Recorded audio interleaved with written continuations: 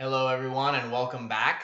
Sorry that I didn't make a video yesterday. I went and saw a movie with the girlfriend, and when I came back I was very tired. And honestly, there's not a whole lot that I really wanted to talk about there anyway, except for two things, and it's from the same match, honestly. One is the red card in the Italy versus Uruguay game. It looked soft at game speed, but then when you see the replay, it was definitely a clumsy challenge where he went over the ball and he deserved to be sent off. Second one, you should already be able to figure out, is the bite. This is the third time that Luis Suarez has done this.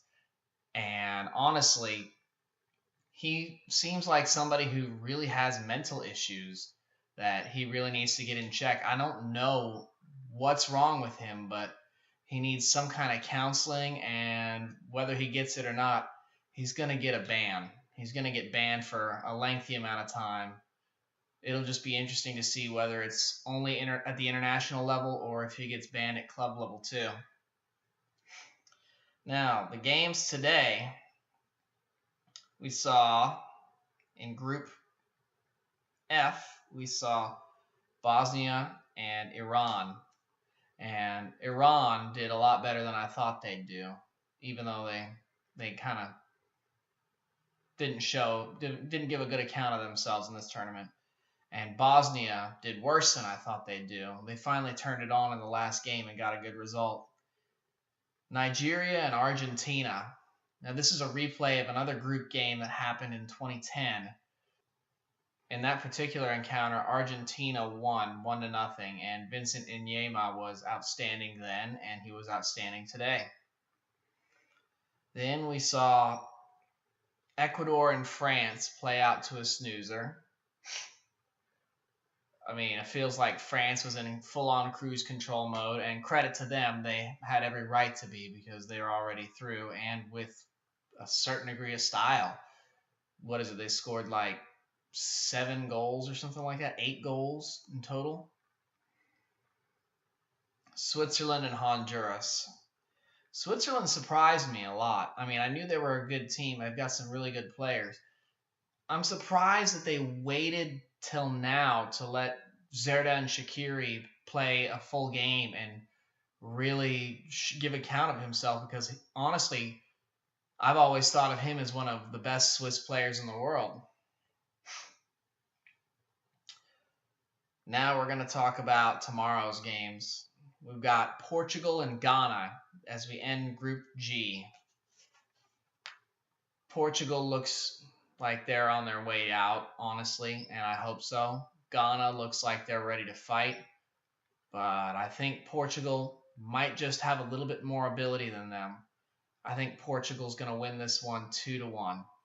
And from my lips to God's ears, in all honesty.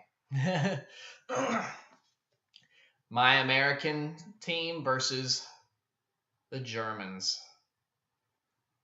Honestly, I'm scared to death about what this German team can do. They've got class and ability and talent all over the field, but they might just do what France did and kind of turn it down a little bit, just to kind of relax, because they've got a huge goal difference. They're all but through into the next round. The Americans, despite the disappointing point against Portugal, which should have been a win, have been playing well in this tournament, and I see this one playing out to a 1-1 draw. I think both teams will be very satisfied with a point. Well, then we've got Group H. South Korea and Belgium. Belgium have not been impressing me at all, and I hope that maybe they'll turn it up a little bit. Maybe they'll turn on the style, because I've been waiting for this talented group to really show us what they're made of. But they keep playing like individuals, and they're not playing as a collective unit. I really like a lot of their players, and I've been disappointed by all of them. Then we've got, I didn't even give you a score. I think that Belgium is going to win 1-0. Algeria and Russia. Algeria has been super impressive, way better than I had anticipated. And the Russians haven't been too shabby either. I think this one, just because of how impressed I was with their last game, with Algeria's last game, I should say, I think that one's going to play out to a 2-2 draw.